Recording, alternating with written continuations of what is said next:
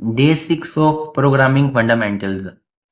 What is an algorithm. अच्छा, तो आज का टॉपिक है व्हाट इज एन एल्गोरिदम कि एल्गोरिदम क्या चीज है। मोस्टली हम सुनते हैं एल्गोरिदम एल्गोरिदम, तो कंप्यूटर साइंस में एल्गोरिदम किस चीज का नाम है। एल्गोरिदम कंप्यूटर साइंस में एक प्रॉब्लम को सोल्व करने का स्टेप बाय स्टेप प्रोसीजर होता है। और एक प्रॉब्लम को सोल्व करने के लिए जो आपने स्टेप्स यूज किए हैं उनका सीक्वेंस क्लियर होना चाहिए। पता चलना चाहिए कि आपने क्या स्टेप्स लिखे हैं और फिर उन स्टेप्स को फॉलो करके आपकी जो एंड में आउटपुट आएगी वो करेक्ट होनी चाहिए।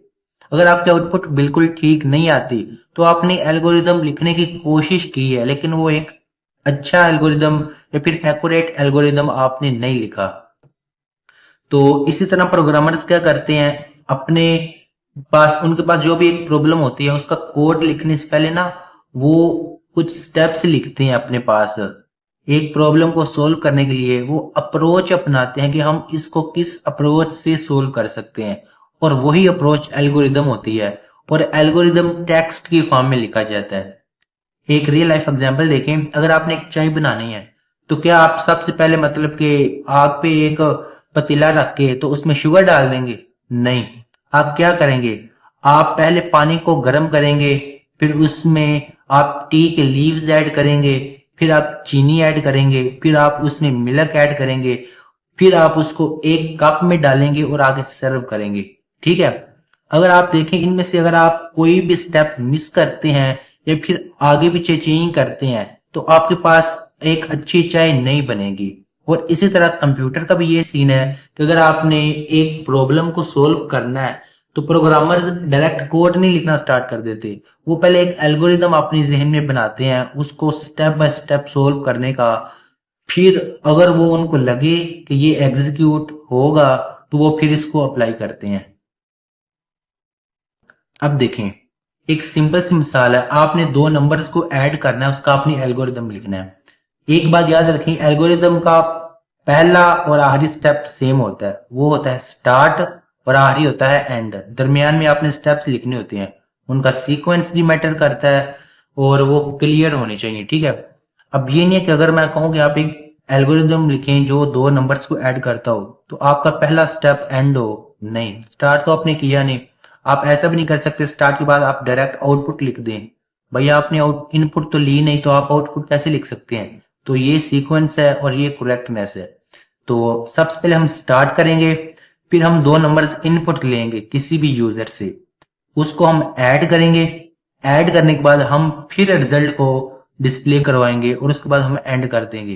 तो ये दो नंबर्स को ऐड करने का एक सिंपल सा एल्गोरिदम है। अब ये सी प्लस प्लस की एग्जाम्पल है, ये तो बहुत इजी है कि हमने मेन में जाकर प्रोग्राम अपना लिखा है।